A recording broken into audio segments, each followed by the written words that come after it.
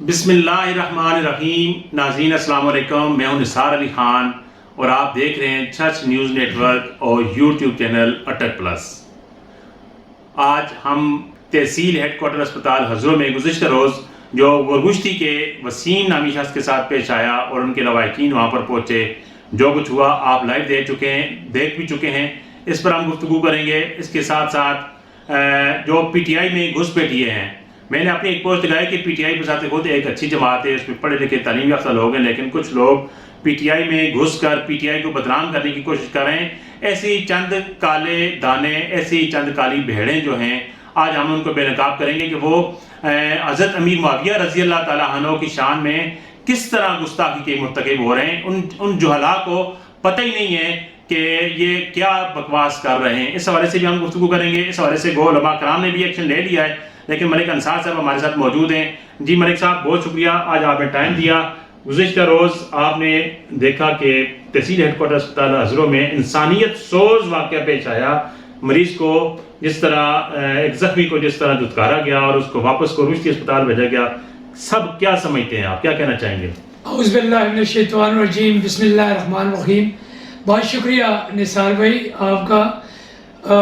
سب سے پہلے تو میں اپنے پورے تمام ویورز کو جو پاکستان میں موجود ہیں یا بیرون پاکستان موجود ہیں، سب کو اپنی طرف سے السلام علیکم کہتا ہوں اور آپ کا شکریہ ادا کرتا ہوں کہ آپ نے ایک بار پھر بہت اچھا اقدام کیا اور جس طرح آپ کے متعلق ایک سلسلہ مثبت صحافت کا، تو ایک بار پھر جو گزشتہ رات واقعہ ہوا تو سب سے پہلے آپ پہنچے وقوع پر اور آپ نے بہت پازیٹیو اور بڑی اچھی صحافت کا ثبوت دیا.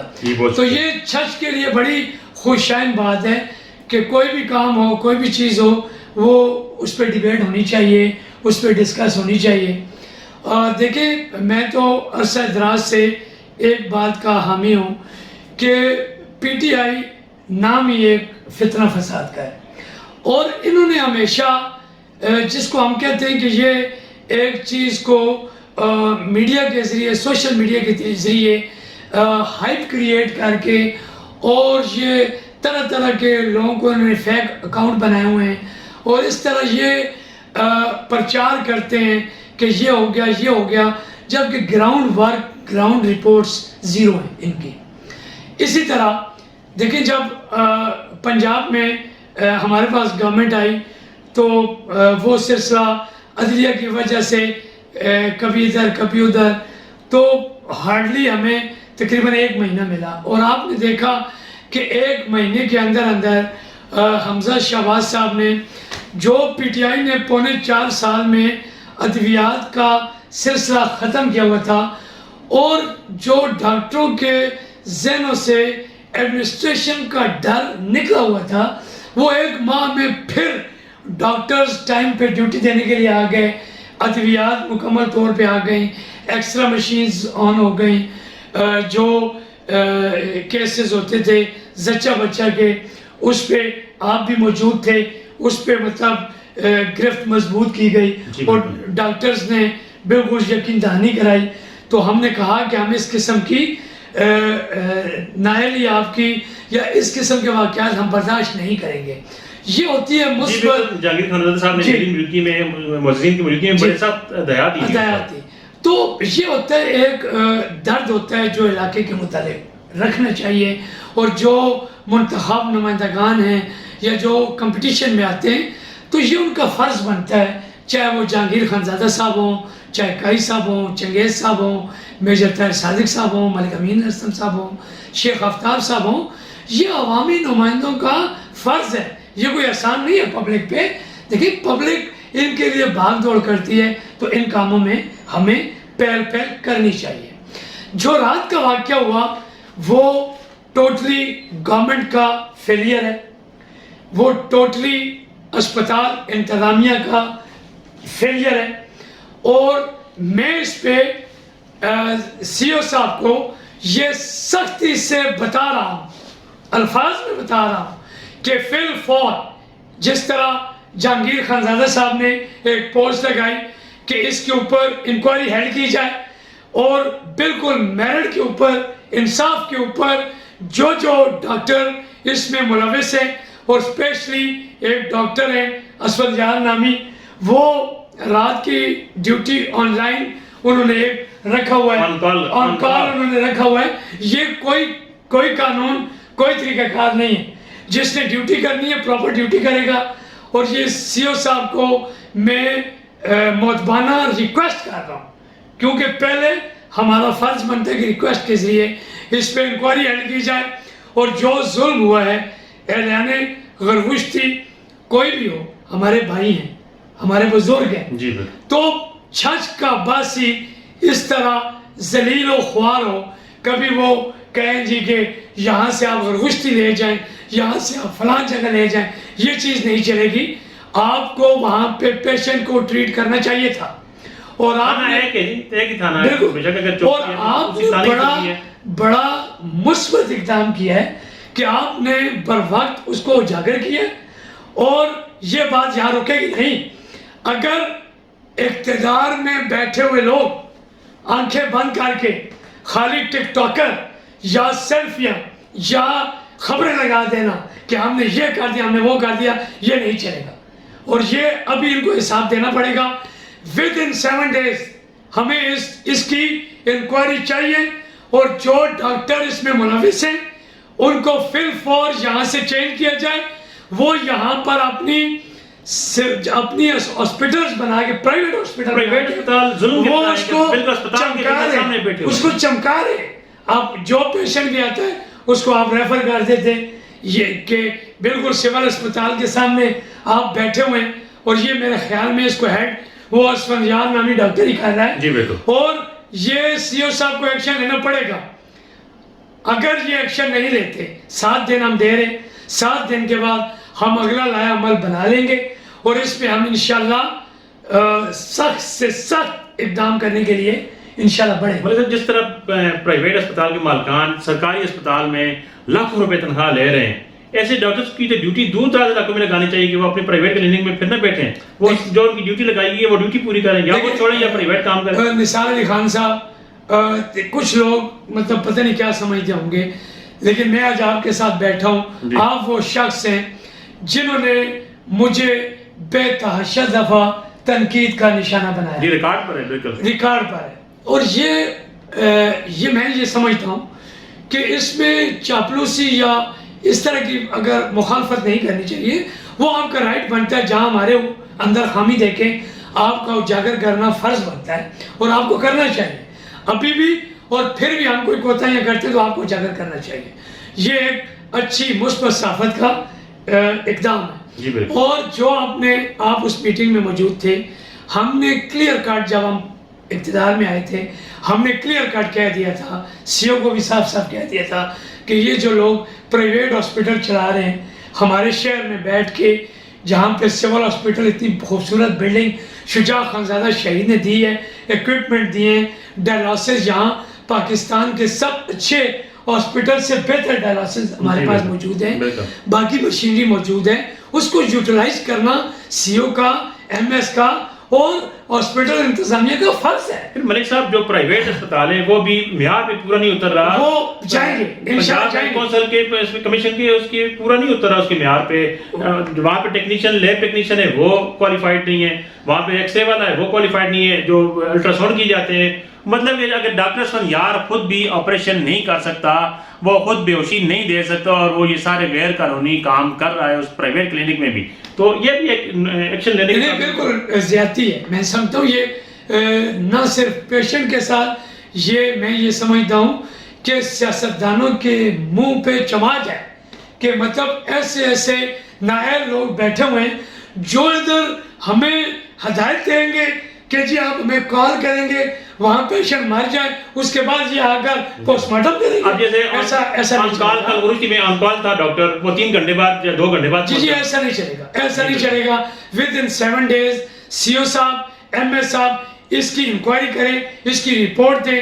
اگر آج جمعے کا دن ہے، نیکسٹ فرائیڈے تک ہم ویٹ کریں گے، اس کے بعد ہم اگلا لایا عمل بنانا جانتے ہیں. ہمیں پتہ ہے یہ چھچ کے لوگ ہمارے لوگ ہیں، ہمارے لوگوں پہ ظلم ہو اور ہم ادھر بیٹھے ہوئے ہوں مطلب جھوٹی سیاست چمکائیں، ایسا نہیں ہوگا. ہم لوگوں کو فیسیلیٹیٹ کرنا ہمارا فرض بنتا ہے اور ہم اس کے لیے ہر حد تک جائیں گے.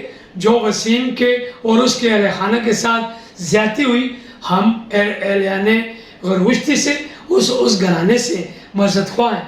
گو کہ ہم اپوزیشن میں، لیکن یہ ہمارا رائٹ بنتا ہے ان کے لیے آواز اٹھانا، اور ہم ہر پلیٹ فارم پہ آواز اٹھائیں گے اور ان کا انصاف یقینی بنائیں گے، اور ایسے کالی بھیڑوں کو ہم نکالیں گے. جی بالکل. اور جو دوسری بات تھی جو میں نے کرنی تھی، ایک پوسٹ لگی جو میں نے اپنے پاس سیو رکھی ہے. جی. یہ آدم نامی کوئی شخص ہے، اس نے ایک پوسٹ لگائی، ڈبہ تیار رکھیں، چھج سے 2 کتے پکڑنے کے لیے قانونی رسی ڈال دی ہے، جلد قانون کی گرفت میں ہوں گے اور ہم ان کے پیچھے ڈبے باندھیں گے انشاءاللہ. ان کو کا اشارہ دے دو، وہ خود کو صحافی کہتے ہیں.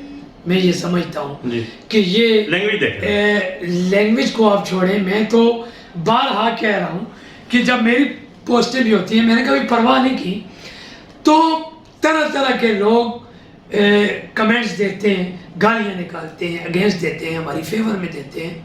ہم یہ نہیں کہتے کہ ہماری مثبت تنقید کرنا ہر ایک کا فرض ہے، ہر پارٹی کا اپنا نظریہ ہے. ہم میں جو خامی دیکھیں اس کو ضرور اجاگر کریں، لیکن نیچے آ کر ماں بہن کی گالیاں نکالنا، ایبیوز لینگویج یوز کرنا، یہ نشانی ہے کہ ان کو والدین نے تربیت نہیں دی، یا وہ محلے سے یا وہ کوڑا کرکٹ سے تربیت یافتہ لوگ ہیں، یا اٹھائے گئے. تو ایسے لوگوں کی مجھے قطعاً پرواہ نہیں ہے.